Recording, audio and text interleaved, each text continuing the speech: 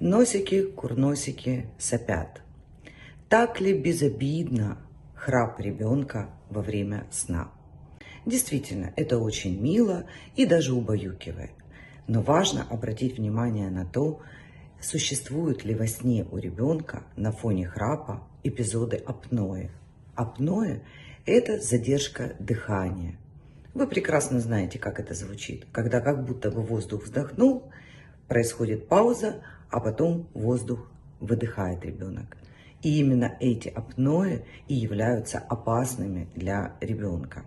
Поэтому, если ваш ребенок храпит и у него присутствует апноэ, вам надо обязательно обратиться к врачу и решать эту проблему.